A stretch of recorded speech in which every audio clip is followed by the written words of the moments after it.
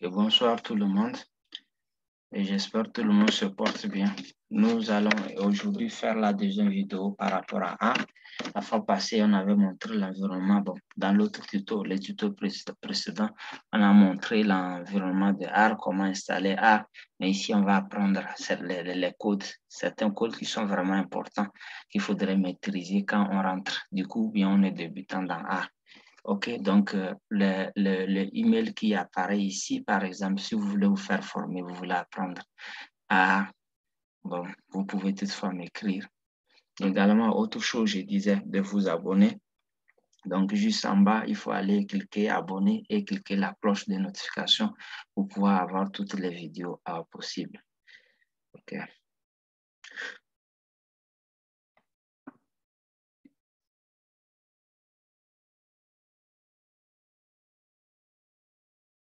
Donc, entre-temps, la commande également qu'il faudrait alors savoir ici dans R, très important. À tout moment, peut-être quand vous finissez de faire quelque chose, vous voulez nettoyer le console. Voilà ce qui se passe. Donc, ici, par exemple, CTRL L ou bien 4, avec ça, vous nettoyez le console. C'est-à-dire, j'appelle par console là où les résultats viennent. Maintenant, quand vous voulez exécuter une commande dans A, vous pouvez utiliser CTRL plus Enter ou bien CTRL plus Entrée. OK, et ça s'exécute automatiquement. Ou bien en haut de R, vous avez quelque chose qui est écrit Run, vous cliquez sur ça. Donc ici, quand vous finissez également de faire, bon, comme je le disais, R travaille avec les packages. Vous voulez détacher un package que vous avez utilisé. Donc là, comment c'est ça, détache, detach and now le nom du package. Maintenant, entre-temps, vous avez fait également les plots, les graphes, vous voulez les nettoyer. C'est dev.off que vous allez utiliser. Donc ici, c'est juste un rappel. On va faire la manipulation tout à l'heure dans R même. Donc, précédemment, on s'était dit que R comporte ces quatre fenêtres. 1, 2, ici console, où les résultats viennent. Ici, on met les commandes. Ici, on va les donner quand ils sont là. Ici, bon, beaucoup de choses, les plots, bon, et les packages sont ici, par exemple. OK, qu'est-ce que nous allons faire? On va commencer par, également, par exemple, ici, si il y avait des choses, on veut nettoyer, on devait commencer par CTRL L pour pouvoir nettoyer. Donc, imaginez un peu que nous n'avons pas de données, mais on veut d'une manière ou d'une autre appeler les données dans R, par exemple. Donc, il y a plusieurs packages. Donc, ici, nous allons utiliser le package que nous appelons World Rouge. Donc, comment pouvoir, on commence comme ça, hein, très important. Comment pouvoir installer un package dans R? La commande qu'on utilise, c'est install. Ce qui est intéressant, quand vous voulez exécuter une commande, vous voulez mettre une commande dans A, vous commencez par écrire, ça peut vous proposer ça. Ce que je voulais écrire, c'était ça, install pour un package. Quand j'écris ça, bon, je mets le nom de package que je veux télécharger, par exemple. Autre chose aussi, quand je commence si je connais le nom du package, je commence par taper, écrire, ça va me proposer. C'est ça ce que je voulais pour le Ridge. Donc, entre-temps, si vous connaissez le nom du package, vous pouvez écrire ça manuellement, ou bien quand vous commencez par écrire d'ailleurs même, ça vous propose. C'est ce que je voulais écrire. Donc, entre-temps, c'est comme ça, comment l'appelle-t-on? Les packages s'installent dans R. Quand vous finissez, comme je disais, pour pouvoir exécuter une commande ici, c'est CTRL et Entrée, ou bien vous allez directement vous cliquer sur Run ici.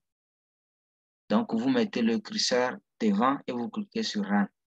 Donc, et vous devrez être également connecté pour pouvoir installer les packages. Donc, en installant les packages, bon, vous allez voir les informations rouges venir. Ça n'a pas des erreurs. C'est comme ça se passe.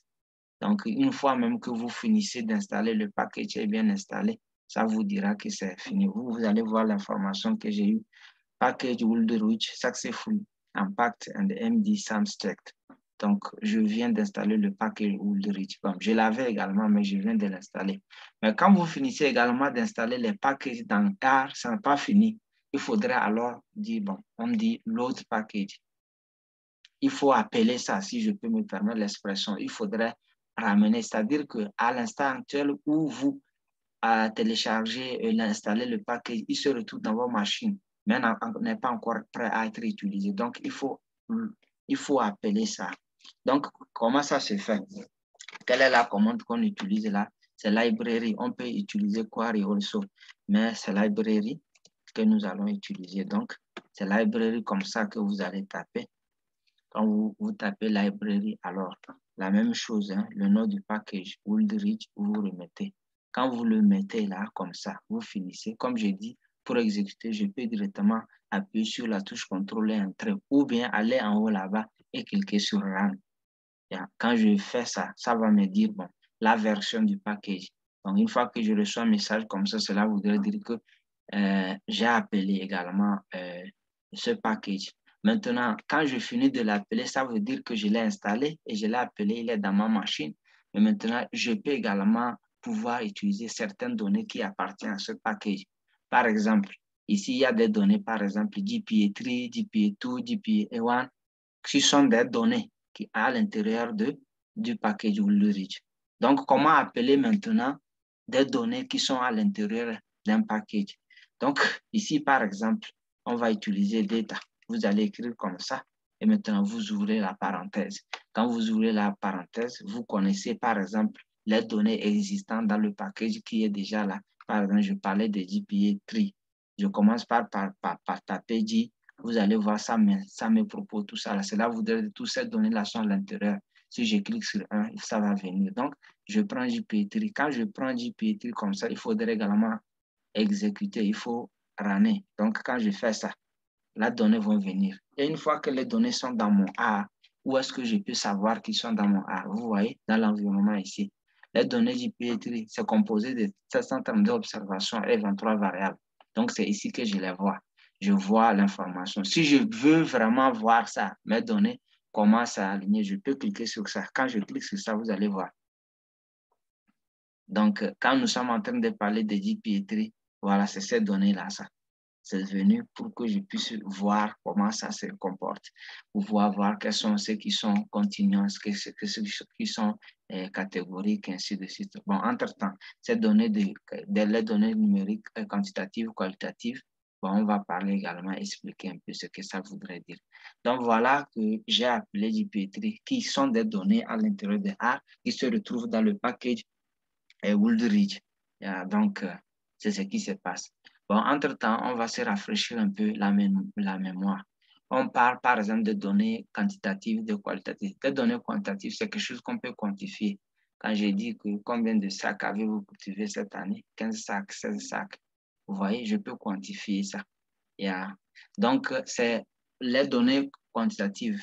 C'est le groupe de ces données-là, parmi lesquelles on trouve les données qu'on parle des numériques, qui sont des nombres. Bon, même les décimaux font partie des données quantitatives, quelque chose qu'on peut quantifier. Maintenant, de l'autre côté, quand on parle de données qualitatives, c'est des choses, bon, on ne va pas pouvoir mesurer ça en termes de quantité. Quand j'ai dit, par exemple, parmi les données qualitatives, c'est dedans maintenant qu'on trouve ce qu'on appelle categorical value, les données catégoriques. Quand je dis le sexe, quel est votre sexe? Vous êtes femme ou bien vous êtes homme? Vous voyez ça, je ne peux pas dire que, donc quand vous êtes homme, vous êtes 20 ou bien vous êtes 30, non. Mais je peux utiliser quand même les chiffres disant que 1 désigne homme et 0 désigne femme. Vous voyez? Donc, c'est ce qui fait qu'on les appelle catégoriques. Ce sont des nombres, mais qui portent des nombres de significativité. Donc, ces catégoriques, on les classe parmi les données qualitatives. Quand je pose la question, par exemple, il y a certaines informations, je pose une question et vous me racontez et moi j'écris. Donc, des textes comme ça également sont classés dans les données qualitatives.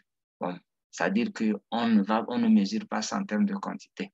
Donc, ici, par exemple, quand vous voyez très souvent les chiffres qui arrivent, les données arrivent avec 0, 1 ou bien 1, 2, ça se répète 1, 2, 1, 2 ou bien 0, 1, 0. Ce sont des données catégoriques. Hein. Donc, les autres qu'on appelle les données numériques, ce sont des chiffres, des valeurs qui viennent bon, parce qu'on a posé des questions, un certain nombre de questions. Ça varie et ce sont des chiffres qui viennent. Dans notre cas ici, par exemple, la première variable, c'est 1, 2, 1, 2, ça se répète, ça c'est catégorique. On peut appeler ça données binaires aussi, N2, N2, ça prend des valeurs. Maintenant, numérique ici, parce que vous allez voir 920, 780, 810, 1080, ça change, c'est des nombres ainsi de suite. Donc ici, par exemple, ce sont des données numériques. Ici aussi, ça peut être numérique. Ici aussi, c'est numérique. Ici, 0, 1, 0, 1. C'est binaire, catégorique. On peut se permettre, si c'est binaire, catégorique, c'est les deux. 0, 0, 1, 1, 0. C'est deux valeurs également ici qui se répètent. C'est binaire ou catégorie. Ici aussi, c'est continu. Bon. OK, quand on parle de données continuous variable or, de non numérique variable, c'est ça, c'est également la même chose. Donc ici aussi, c'est numérique. Vous allez voir, ça n'est pas la même chose, ça change. Ça peut être virgule, tout ça là. Et comme je le disais, tout ça là, on peut mettre ça dans quantitative d'état. C'est la même chose ici, ainsi de suite. Donc, c'est ce que notre GPA comporte. C'est ça ici, notre GPA 3. Donc, en cliquant sur ça, c'est venu.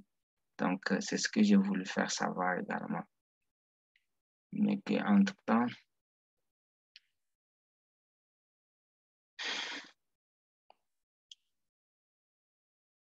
OK. Bon, j'ai mes données. Une fois que vous avez les données, quel que soit ce qui se passe, vous pouvez manipuler, faire. Bon, et quand c'est dedans, vous pouvez également créer un nouveau script. Par exemple, ce qu'on était en train de faire, si je veux créer un nouveau script et continuer mon travail, je peux également créer mon script. Étant donné que les données sont là-bas, et je peux les utiliser à tout moment. Donc, entre-temps, j'étais en train de regarder la fiche sur laquelle j'étais avant de pouvoir appeler mes données. Donc, quand vous cliquez ici juste à droite, si vous reconnaissez le nom de votre du script, vous avez donné le nom au script. Par exemple, ici, je n'ai pas nommé ça, c'est un title for. Quand vous cliquez ici, ça va vous donner la liste de tous les scripts que j'ai ici, par exemple, dans A. Et vous cliquez ça, ça va venir. Donc, j'ai appelé JP3, on a ça là-bas. Donc, c'est quelque chose comme ça, très intéressant. Donc, entre-temps, comme je vous disais, ici également, c'est les packages. Quand vous cliquez sur ça, vous allez voir les packages que vous avez à l'intérieur. Donc, quand vous essayez de manipuler ça, vous essayez de manipuler les packages. Par exemple, j'ai appelé le package là, bon, le nom c'est Woolridge. Vous allez voir, on va également aller en bas. Vous allez voir que nous avons Woolridge en bas là-bas.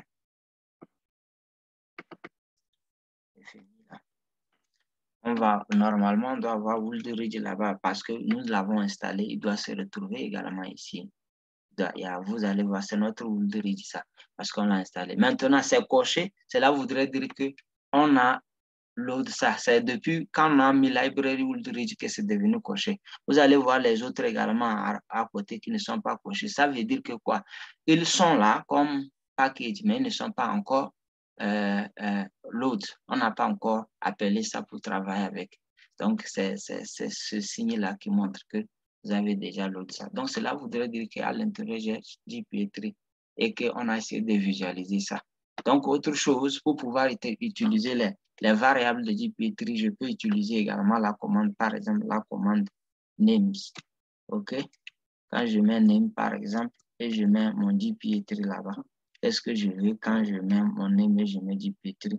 Je voudrais que ça me liste les noms de GPA3 quand je vais utiliser les variables là, par exemple. Donc, à partir d'ici, comme je dis, vous pouvez venir ici et lancer.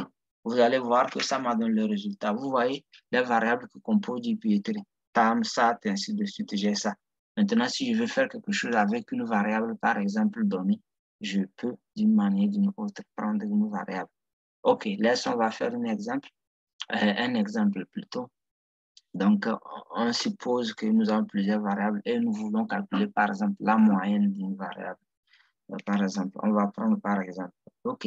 Entre-temps, soit vous utilisez names ou bien vous utilisez head. Donc, head va vous permettre, en même temps, quand vous êtes en train de manipuler, de savoir lequel des données vous avez, quel type de variable vous avez. Est-ce que c'est une variable continue ou bien c'est une variable catégorique? Parce que ça dépend des opérations. J'avais voulu également ici calculer par la moyenne. Donc, vous comprenez avec moi qu'on calcule la moyenne que des variables numériques ou bien des variables continues. Donc, il faut que je m'assure que la variable que je prends est une variable continue ou bien une variable numérique. Donc, avec head fait apporte également les variables avec les valeurs qu'elle comporte, mais limitées à 6 observations. Donc, je vais exécuter add et nous allons voir, par exemple, quand je finis d'exécuter add, vous voyez que j'ai toutes mes variables qui viennent avec des... Mais ça se limite à 6 observations. Donc ici, par exemple, je peux voir à partir d'ici qu'est-ce qui est catégorie, qu'est-ce qui est continu. Je peux voir que SAT, par exemple, c'est une valeur continue. Au moins, je peux utiliser ça pour calculer ma moyenne. Donc, imaginez un peu, je veux calculer ma moyenne, c'est 1000. Je mets 1000 et maintenant, ici, j'utilise... Bon, qu'est-ce qui se passe ici, là? Étant donné que mon SAT appartient aux données JP3, je commence par mettre JP3 et j'attache ça avec le signe de $. Donc, ici, ça voudrait simplement dire que je vais calculer la moyenne de la variable SAT. Mais comme ça provient de JP3, je mets ça JP3. Donc, quelque chose comme ça. Donc, et j'exécute. Ça va me calculer la moyenne. La moyenne de SAT, c'est ce qu'on m'a donné là-bas, juste en bas, dernière position. Donc, la moyenne, c'est 898,90. Donc, c'est ça la moyenne de SAT. Donc, c'est ce qui se passe. Bon, la vidéo devient longue plutôt. On va faire le tuto numéro 3. Donc, ça, c'était le tuto numéro 3. Vous avez vu comment, quel que soit le type de package que vous voulez installer, parce que chaque package est spécifique. La fonction de chaque package, ce que vous voulez faire est spécifique. Quand je veux, par exemple, visualiser les données, voir les graphes, tout ça là, c'est pas Woodridge que je vais utiliser ici. Donc, au moins, on a appris comment installer un package et comment l'appeler. Et maintenant, quand on sait qu'on a appelé le package, comment appeler également les données qui sont dans ce package. Maintenant, quand on veut voir ces données, soit on clique là-bas, soit on a names pour pouvoir voir les différentes variables, et soit on utilise head. Min, par exemple, c'est la moyenne que j'ai calculée. Donc, il faut aussi savoir qu'est-ce qu'on veut calculer. C'est standard deviation que je vais calculer ou bien c'est min, quoi que ce soit, ainsi de suite. Donc, ici également, je pense que ça va vraiment beaucoup vous aider. Yeah. Donc, merci beaucoup pour votre disponibilité. Et je rappelle toujours de cliquer en bas pour pouvoir avoir le tuto. Les tutos, quand je vais d'une manière ou d'une autre avancer avec les différentes vidéos, ça vous permet de pouvoir le savoir. Également, sur l'écran, bon, également sur l'écran, vous voyez mon adresse email au cas où vous voulez apprendre petit à petit avec moi en ligne. Donc, vous pouvez m'écrire sur ça. Merci beaucoup pour votre disponibilité.